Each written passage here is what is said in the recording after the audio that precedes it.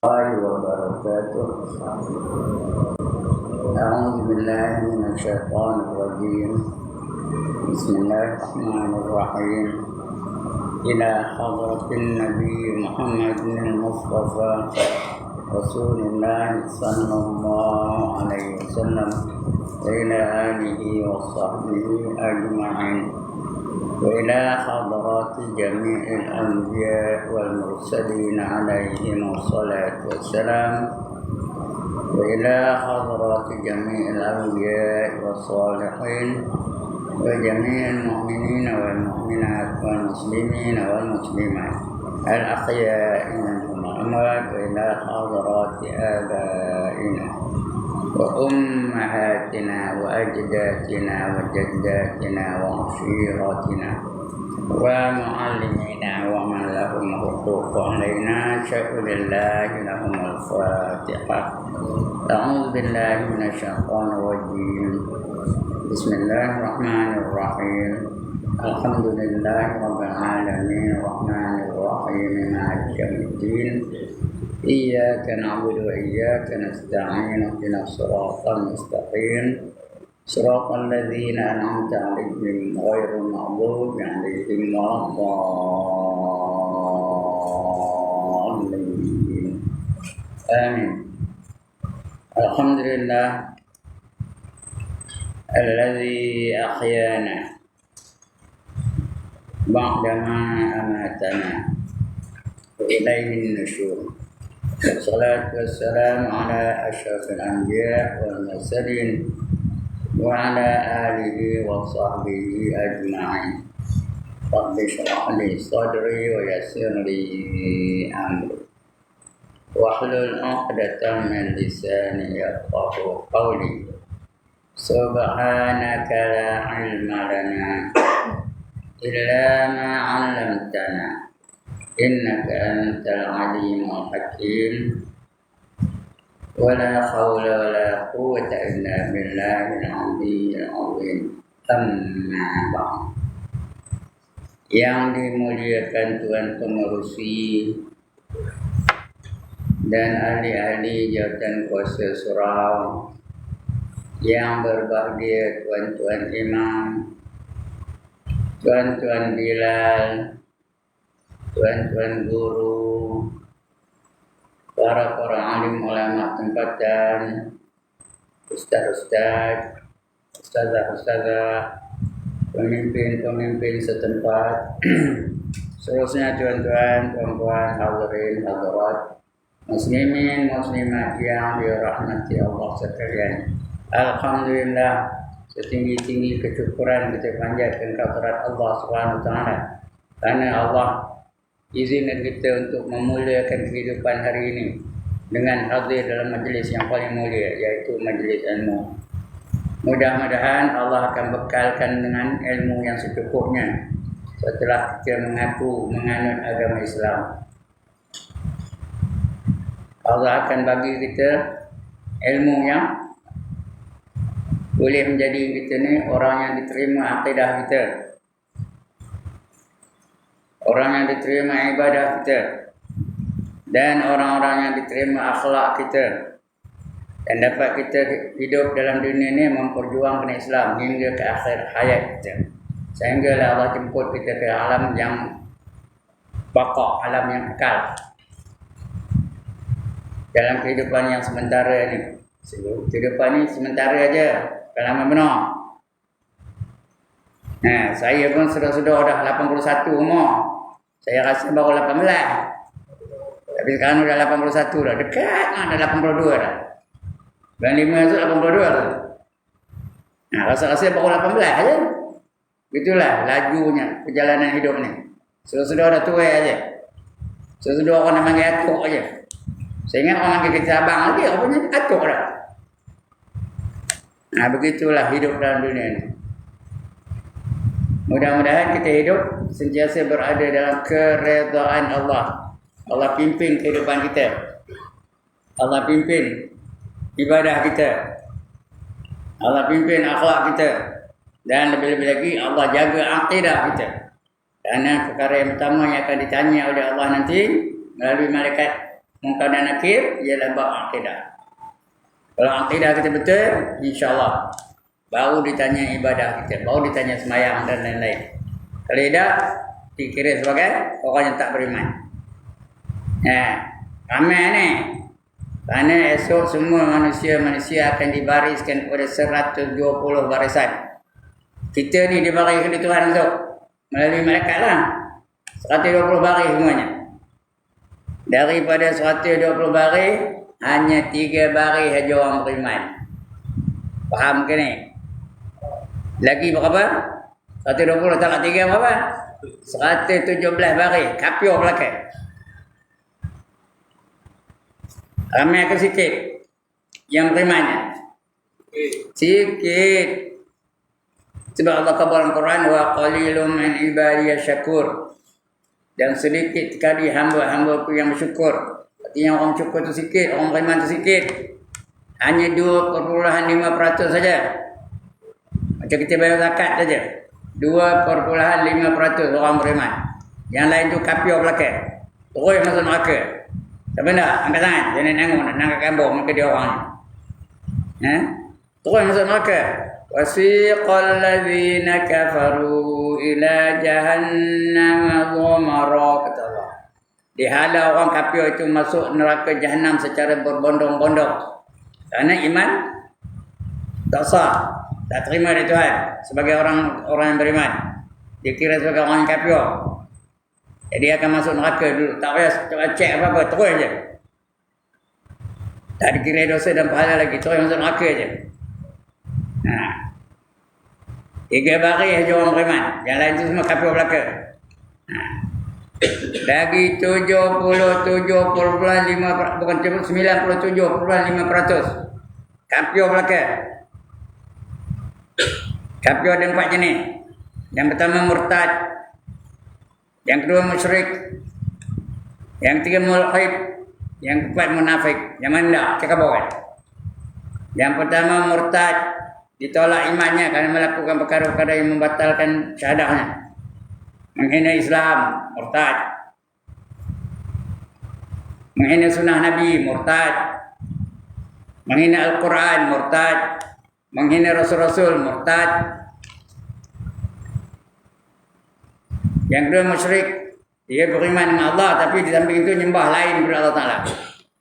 Itu namanya musyrik, menyengutukan Allah. Dia tahu, dia percaya Allah itu Tuhan, tapi sampai itu dia bila sembahyang nyembah patung. Dia sembahyang nyembah lembu. Dia sembahyang nyembah matahari. Itu namanya musyrik, menyengutukan Allah. Kafir juga. Ini Allah khabar ni, wa man yusyrik billah faqad dhalla dhalalan ba'ida. Barang siapa mensyirikkan Allah, maka dia telah sesat dan kesesatan yang amat jauh. Yang ketiga namanya mulhid. Mulhid itu artinya apa? Tak beriman. Tak percaya ke Islam, tak percaya ke mana-mana agama. Islam tak percaya, Kristianiti tak percaya, Hinduism tak percaya, Buddhism tak percaya. Dia hanya percayakan diri dia aja. Dia percayakan hidup ni ke otak dia aja. Seperti komunis, sosialis, itu orang mulhid namanya. Tak percaya ke agama. Atau free thinker, atau atheist. Dia tak percaya ke agama, tak percaya ke Tuhan. Itu nombor 3. Tak benda kata. Yang keempat munafik. Orang munafik itu pura-pura beriman tapi sebenarnya tidak beriman, ya. Orang munafik. Baik tuan-tuan dan puan, untuk pagi ini kita sambung lagi pembacaan kita. Saya mestilah Islam atau Muslim di sudut akhlak. Itu tajuk besarnya. Saya mestilah Muslim di sudut akhlak. Sebelum ini kita dah baca saya mesti Muslim di sudut akidah. Lepas itu saya mesti Muslim di sudut ibadah. Untuk kali ini lepas akidah dan ibadah, akhlak pula mesti ikut cara Islam. Akhlak kita ni mesti akhlak Islam. Bagaimana akhlak Islam? Mencontohi baginda Nabi Muhammad sallallahu alaihi wasallam. Akhlak kita mesti nak menyamai akhlak Rasulullah sallallahu alaihi wasallam. Akhlak Rasulullah macam mana? Kana khuluquhul Quran, kata Aisyah bila ditanya tentang akhlak Rasulullah. Kana khuluquhul Quran, seperti Al-Quran. Al-Quran yang dia jelmakan dalam perbuatan. Itu akhlak Rasulullah. Allah ada bagi kita hukum. 5 hukum. Wajib, haram, sunat, harus, makruh. Wajib, haram, sunat, makruh, harus. 5 hukum tu kita mesti bertindak sewajarnya. Apa kata wajib? Dibuat dapat pahala, ditinggalkan berdosa, kedudukannya mesti buat. Apa kata haram? Dibuat berdosa, ditinggalkan dapat pahala, kedudukannya mesti ditinggalkan. Apa kata sunat? Dibuat dapat pahala, ditinggalkan tidak berdosa, kedudukannya elok buat. Apa kata makruh? Dibuat tidak berdosa, ditinggalkan dapat pahala, kedudukannya elok ditinggalkan. Apa kata harus? Dibuat atau ditinggalkan tidak berdosa dan tidak berpahala. Tepuk dada, tanya selera. Nak buat pun sila, tak nak buat pun sila. Itu 5 hukum tu. Tuan-tuan dan puan-puan, 5 hukum ini meliputi segenap aspek kehidupan. Dan kita mesti bertindak sewajarnya. Yang wajib, buat semua. Yang haram, tinggalkan semua. Yang sunat, buat sebanyak-banyak yang mampu. Yang makruh, tinggalkan sebanyak-banyak yang mampu. Yang harus jadikan ibadah kepada Allah SWT. Itu patutnya akhlak kita, ya. Ikut hukum yang Allah datangkan. Itulah nama akhlak. Akhlak Al-Quran. Kerana kita mengaku kita beriman. Kita dah mengucap 2 kalimah syahadah. Malanglah kalau kita mengucap 2 kalimah syahadah, akhlaknya macam akhlak orang Kristian. Akhlaknya macam akhlak orang musyrik. Akhlaknya macam akhlak orang Hindu dan sebagainya. Malang, ya. Baik, buka kitab, buka. Kita masih lagi dah baca separuh daripadanya. Untuk pagi ni kita sambung lagi pembacaan kita. Muka surat kitab saya lah. Kitab tuan-tuan tahu. Kitab saya ni nampak. Kulit pun tak ada. Yang lama dah. Tuan-tuan saya tak tahu. Kalau kitab saya ni muka surat 54. Ni kitab tua, kitab lama. Kitab tuan-tuan saya tak tahu. Ulang lah. 46.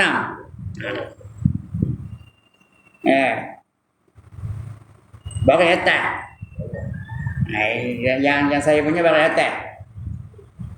Akhlak yang mulia adalah tanda. Ya, betul itu. Semuanya itu, ya. Kalau lain cari mana tanda itu. Akhlak yang mulia adalah tanda dan hasil dari iman. Kalau dia beriman, akhlak dia mulia. Akhlak yang mulia adalah tanda dan hasil dari iman yang sebenar. Tidak ada nilai bagi iman yang tidak disertai dengan akhlak. Kalau iman tak ada akhlak, tak bernilai iman tu. Kalau dia beriman, mengaku beriman, tapi akhlaknya macam akhlak orang kafir juga. Berjudi lah, minum arak lah dia, mabuk-mabuk sana, itu tak ada apa makna imannya. Mestilah akhlak-akhlaknya yang sebenar. Tidak ada nilai bagi iman yang tidak disertai oleh akhlak. Inilah yang dibayangkan oleh Rasulullah SAW dalam sabdanya sewaktu beliau ditanya. Ya, apakah din itu? Din itu agama. Apa yang dikatakan agama itu? Beliau menjawab dengan sabdanya husnul khulq. Jawabnya pendek je. Husnul khulq. Artinya baik akhlaknya. Itu agama yang sebenarnya. Husnul itu artinya baik. Al-khulq akhlak. Jadi orang agama yang sebenarnya adalah orang yang baik akhlaknya. Orang yang sabar, orang yang redha, orang yang tawakal, orang yang ikhlas, orang yang penyantun, orang yang pemurah, itu yang baik, ya. Itu husnul khulq, kan.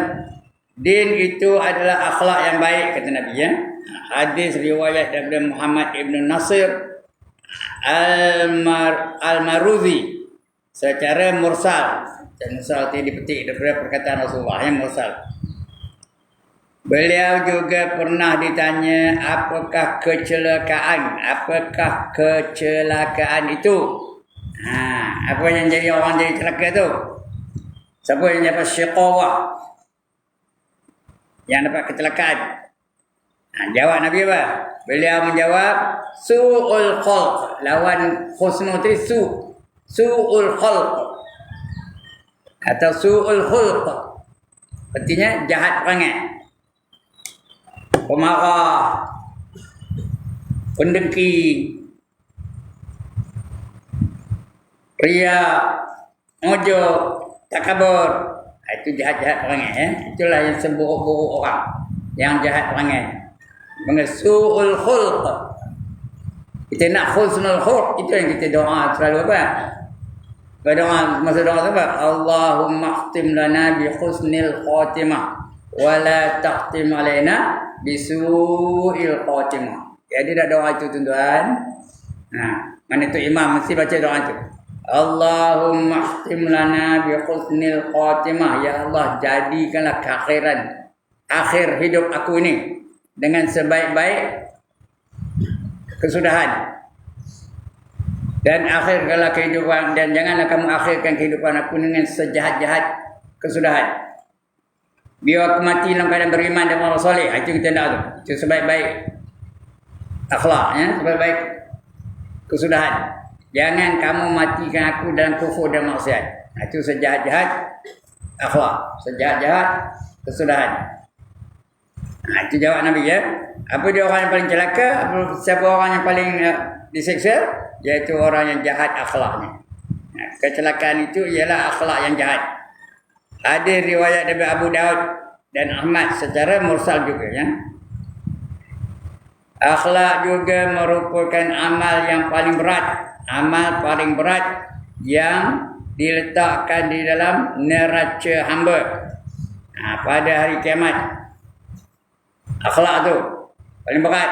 Kalau kita mati bawa pahala sabar, kita mati bawa pahala redha, kita mati bawa pahala syukur, kita mati bawa pahala apa lagi ya, ikhlas, kita mati bawa pahala tawakal. Itulah nanti akan berat timbangannya.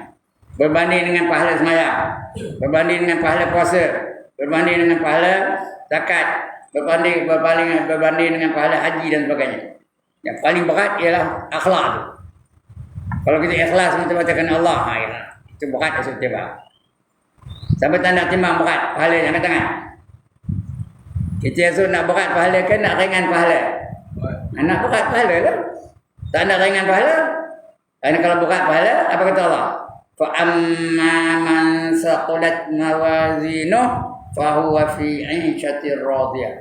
Barang siapa berat timbangan kebajikannya, kalau siapa berat pahalanya, maka dia sentiasa berada dalam keredaan Allah. Allah redha dengan dia. Nah, tapi sebaliknya wa amma man khaffat mawazinu, barang siapa ringan timbangan kebajikannya, pahalanya ringan je, yang berat dosa. Nah, apa dia buat? Fa ummuhu hawiyah, maka maknya adalah hawiyah. Dia bermakkan hawiyah. Hawiyah tahu apa?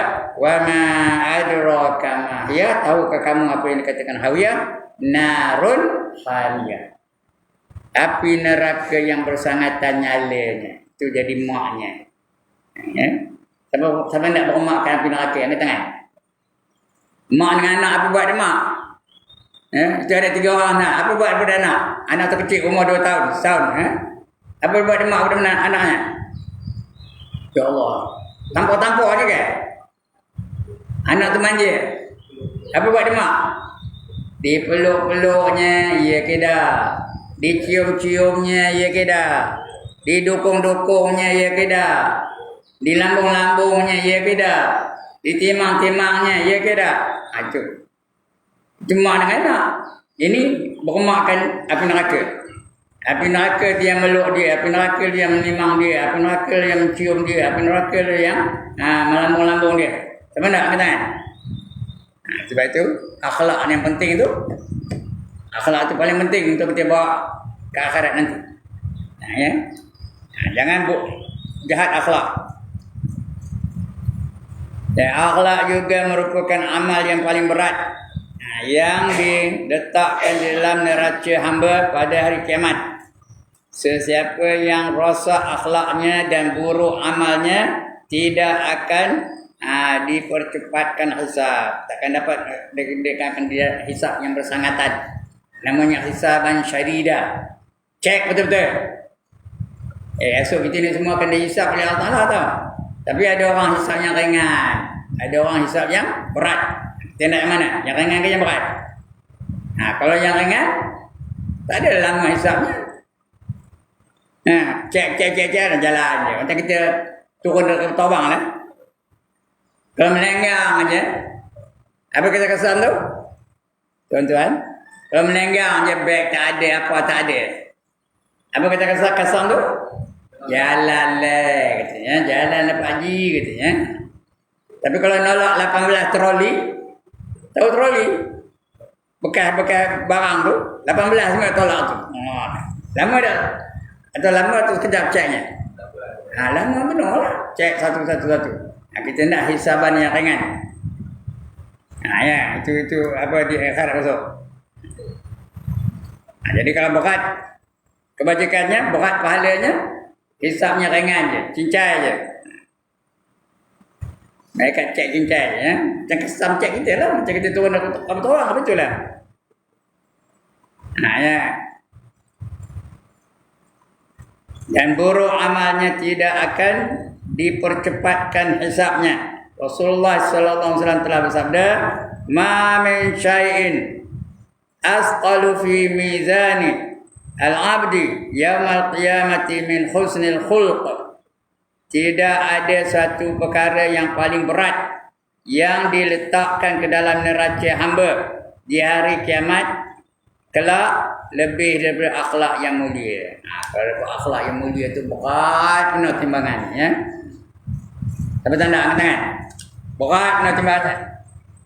Dia mati membawa pahala sabar, mati membawa pahala tawakal, mati membawa pahala tawadhu, mati membawa pahala syukur, mati membawa pahala apa lagi? Redha, mati membawa pahala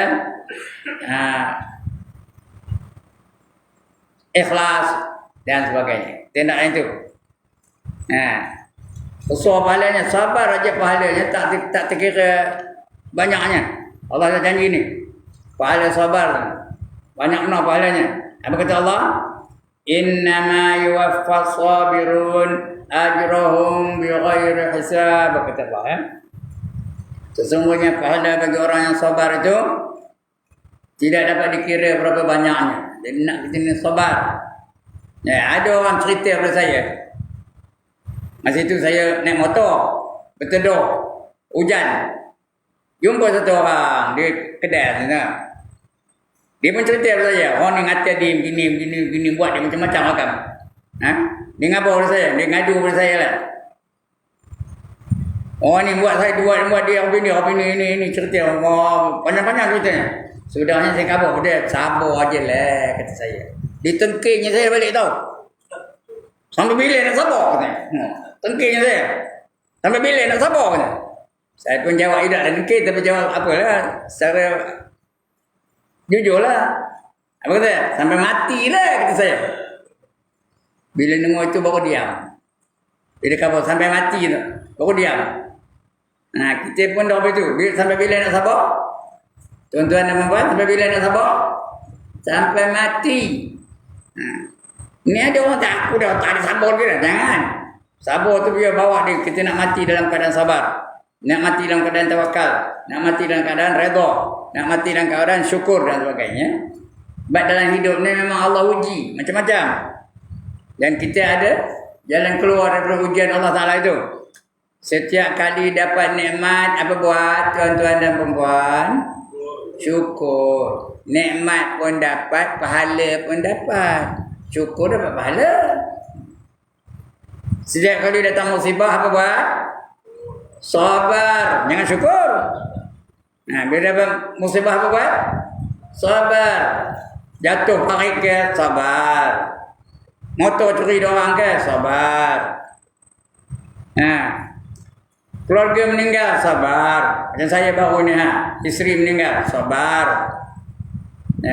Tak itu pun dia meninggal juga. Kalau saya jerit pekik pun, ngempas kepala ke dinding, pecah kepala saya ke dinding tu, dia boleh hidup balik. Boleh hidup balik tak? Tak boleh. Jadi sabar aja lah. Benda itu dah berlaku. Pahala dapat. Apa dia? Itulah yang cerita. Nah, tapi nak apa reaksi kita? Apa reaksi kita apabila hilang orang yang kita kasihi? Apa buat? Sabar. Kita tidak sabar sampai bila? Sampai mati. Nah, itu dia. Bila datang musibah, sabar. Angin kuat, habis atap-atap tolak. Sabar aja lah. Itu benda itu berlaku juga. Musibah itu berlaku juga. Kalau kita tak sabar, udahlah benda berlaku. Tak dapat pahala apa tu. Malah dapat dosa. Menyalahkan Tuhan. Jadi dapat dosa. Lagi tahu. Rugi dunia, rugi akhirat. Sebenarnya. Kita nak jangan rugi di akhirat. Dunia rugi tak apa. Itu sabar. Kamu jangan boleh taat. Macam pagi ni boleh senang subuh. Alhamdulillah. Jadi redha. Kita redha dengan ketentuan Allah Ta'ala. Allah jadikan kita orang yang taat. Redha dengan ketentuan Allah. Boleh tak Allah jadikan kita ni lain daripada kita? Tuan-tuan dan perempuan. Boleh tak Allah jadikan kita ni lain daripada diri kita? Boleh. Saya ni, boleh tak Allah jadikan penagih dadah? Boleh kalau Allah nak. Boleh tak Allah jadikan saya ni penyanyi pop? Boleh. Tengok muka saya ni. Ada tak muka tok bawang? Muka saya ni ada tak muka tok bawang? Tak kena. Kalau saya tok bawang terima orang tak? Mujur saya tak jadi tok bawang. Kalau jadi tok bawang, tak ada ngajar pun. Apa buat? Tuan-tuan dah datang jumpa saya. Tok bawang. Bini saya lagi di rumah, tolong apa jampi kamu mudah-mudah dia balik kata. Saya pun jampi. Wahai Timah, contoh bukan Timah itu ya. Wahai Timah, aku tahu asal usul kamu. Kamu asal dari ayah yang hina. Kamu lupakan pakaian kamu baru kamu lupakan daku. Kamu lupakan makanan kamu baru kamu lupakan daku. Kamu lupakan segala-gala yang lain baru kamu lupakan daku. Berkat doa la ilaha illallah. Esoknya nonong Timah balik. Ada orang nak belajar mana? Nanti je lah. Bukan betul tu. Bukan jampi betul tu. Longgok aja. Saya dulu tuan-tuan tahu. Pak angkat saya tutup awang besar di kampung saya tu. Di kampung Gajah tu. Semua orang kenal dia. Dia pak angkat saya. Dia sayang menangkan saya. Dia ngabar pada saya. Aku ni kalau ada kata pun aku mati bukan dapatkan kamu kata. Kamu kan anak aku. Lagi aku bukan ada kata pun kata. Jadi apa yang ada dalam dada aku ni kamu ambil lah kata dia. Artinya apa? Belajar ilmu kepawangan tu daripada dia. So saya belajar nyampi. Tapi saya masih tu ngaji sekolah orang putih. Mana percaya jampi-jampi ni? Saya biar betul je sampai dia meninggal dunia. Dengan ilmu-ilmu kepawangan itu. Tak ada saya belajar. Kalau tidak, saya tak pawang dah. Tak ada ngajar pun. Tuan-tuan jumpa saya ya. Mudah. Itu Alhamdulillah. Allah jadikan saya ni saya. Boleh tak Allah jadikan saya ni lain daripada saya? Boleh benar ya. Itu redha. Jadi redha dengan ketentuan Allah. Selain daripada itu, kadang-kadang kita buat dosa juga. Tak sengaja ke tahu ke tak tahu ke buat dosa. Apa buat? Jalan keluarnya? Apa buat tuan-tuan? Taubat. Ya. Jadi 4 perkara yang berlaku pada kita dalam hidup ni. 4 penyelesaiannya. Dapat nikmat, apa buat? Syukur. Dapat bencana, apa buat? Sabar.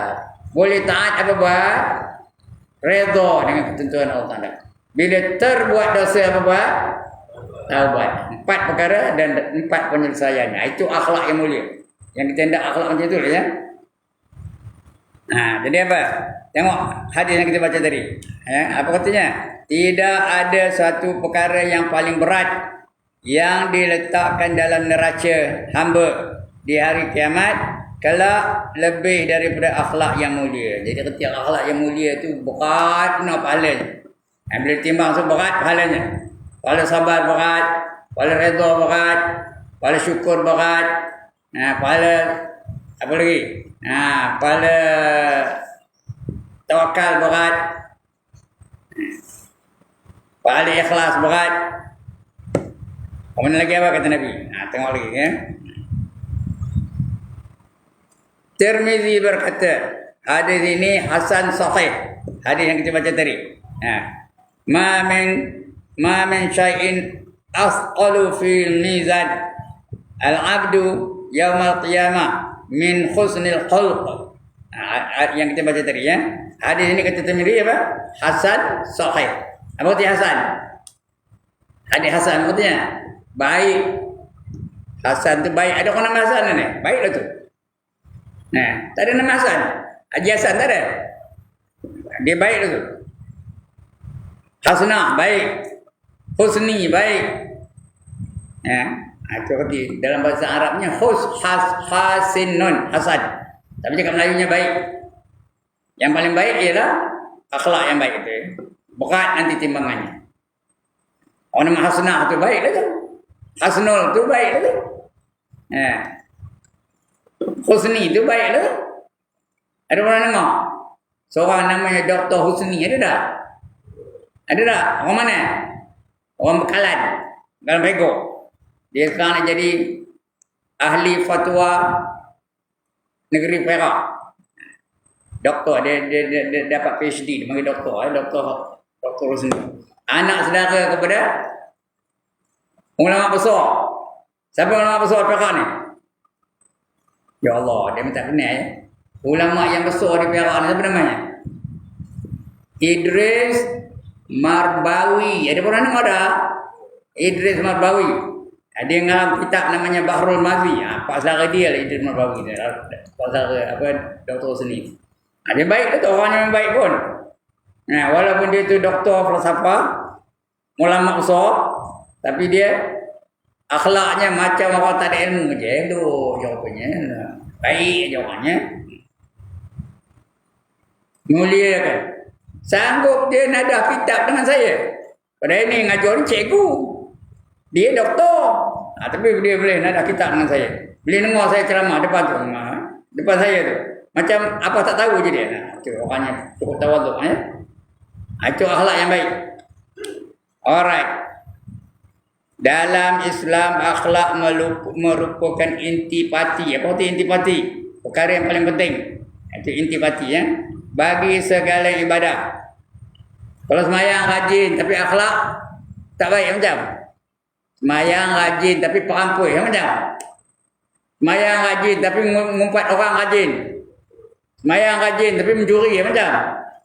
Itu kena cek semayang ya. Kena cek balik. There must be something wrong in the way you pray. Macam mana iktidal? Berapa ramai manusia-manusia yang batal semayang ketika iktidal? 3 gerak betul-betul macam? Batal lah. Angkat tangan tu. Sami Allahu liman hamidah katanya. Belakang, balik ke depan. Batal ke tak? Tuan-tuan? Batal ke tak? Kenapa? Berapa gerak? 3 gerak betul-betul. 1, 2, 3. Nampak?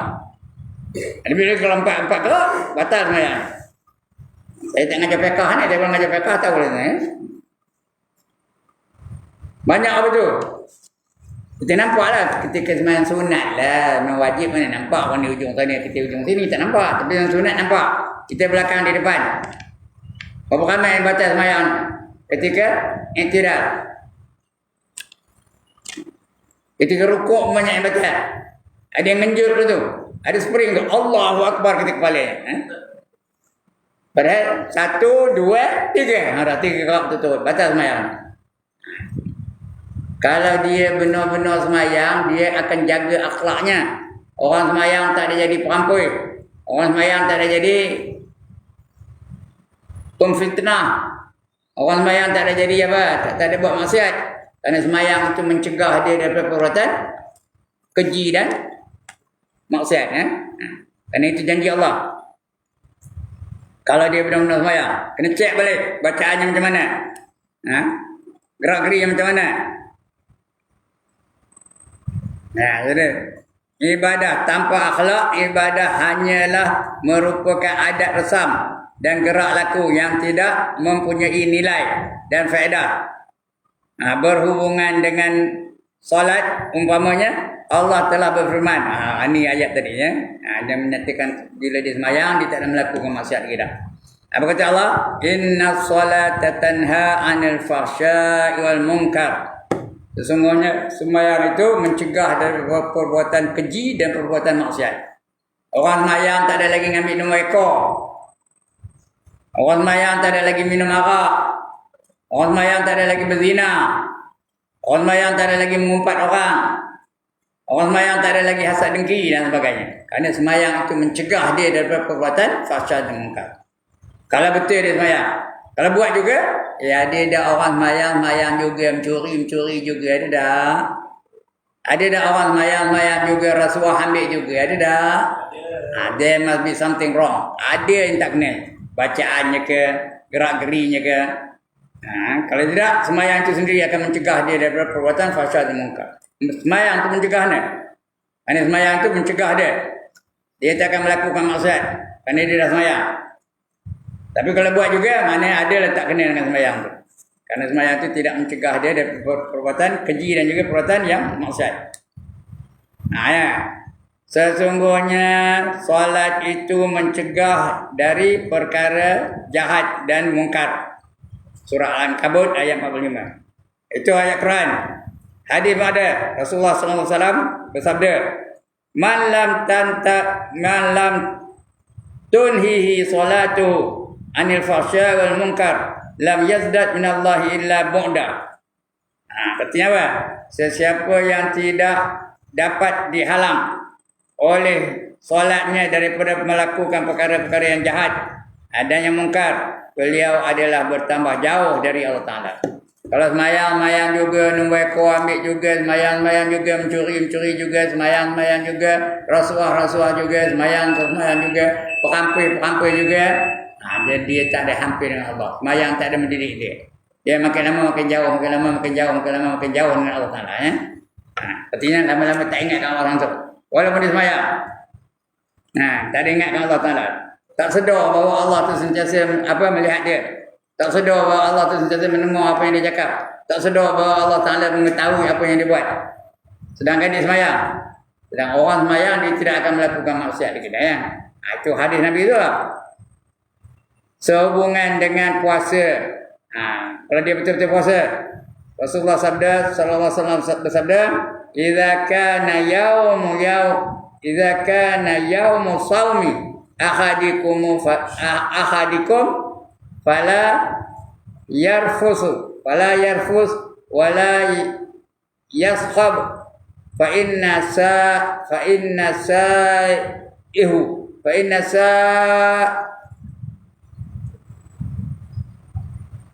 sabbahu ahadu au qatalahu falyaqul inni shaim."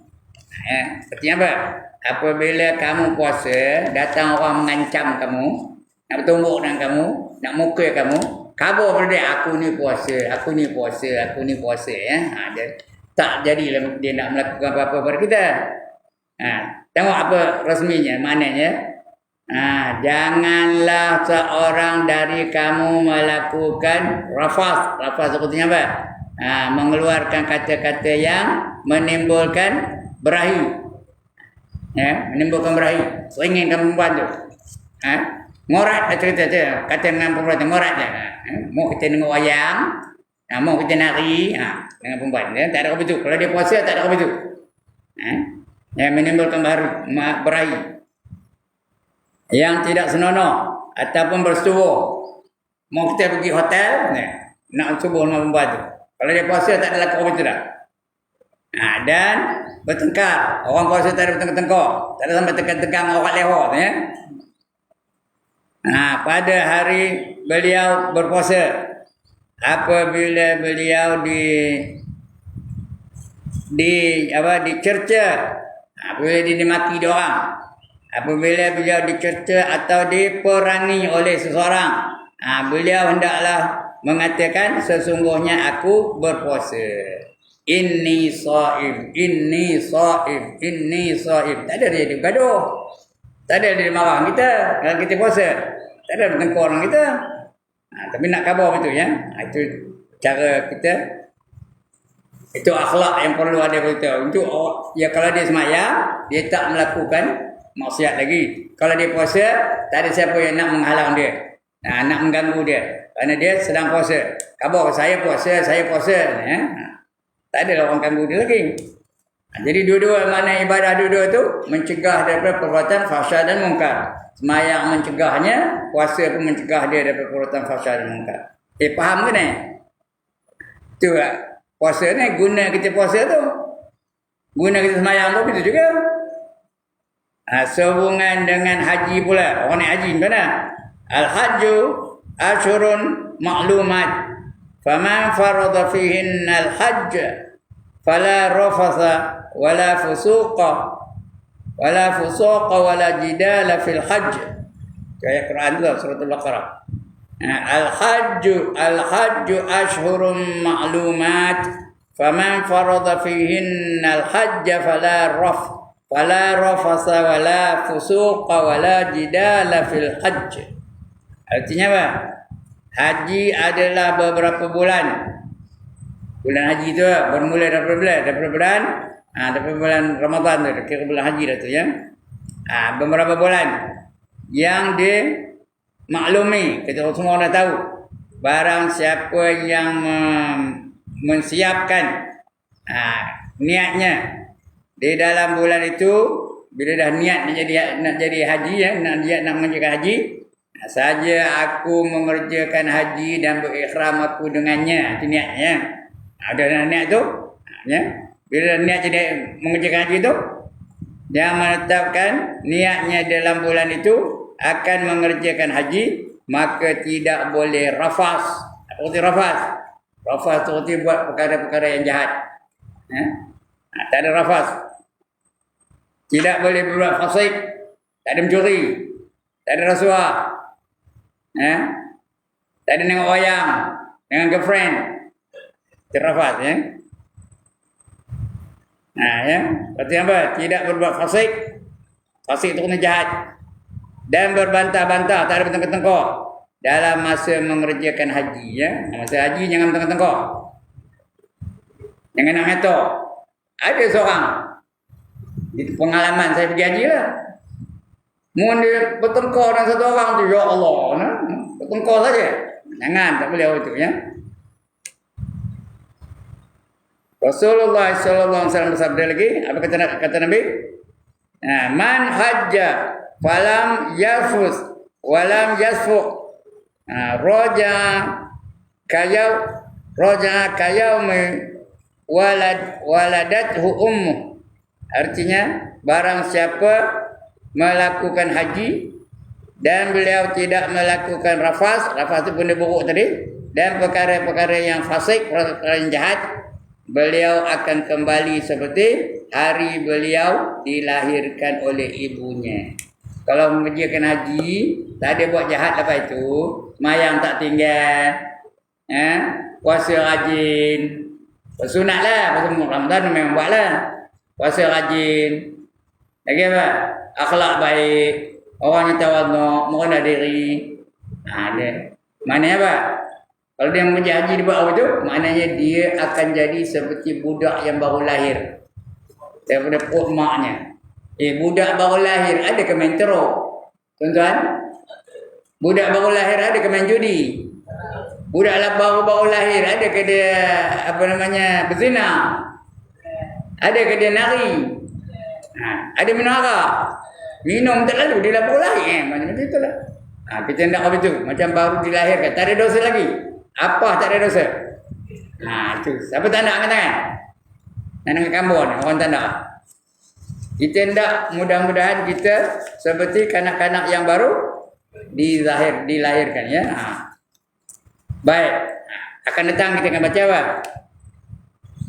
Sifat-sifat seorang muslim. Itu akhlak lagi, masih cerita akhlak lagi ya. Sifat-sifat seorang muslim. Seorang muslim tu mesti menyabar, mesti redha, mesti tawakal, mesti syukur, mesti ikhlas dan sebagainya. Itu akan kita baca akan datang ya. Panjang cerita ni. Untuk pagi ni cukup sekadar itu. Cukup ke tak? Usah buat lah. Teman dah kutang aja lah. Yang duduk atas bangku tu tak apa. Tak ada lama. Yang bersilih tu lama dah. Itu mulai bersilih, betul selempur, betul silih balik, betul selempur balik. Ya? Baik. Sebelum saya tutup, ada siapa-siapa nak bangkang? Angkat tangan. Saya bukan tanya question. Nak bangkang? No objection lah jawab. Dia minta kerja komputer kan? Yo saya ngajar komputer sini. Ada siapa-siapa nak tanya? Itu baru question. Has anybody got any problem? No problem. Alhamdulillah. Sekian dulu. Aqulu qawli hadza wa astaghfirullahal azim li wa lakum wa lisairil muslimin wal muslimat wa ya fawzal mustaghfirin wa ya najatat taibin. Assalamualaikum warahmatullahi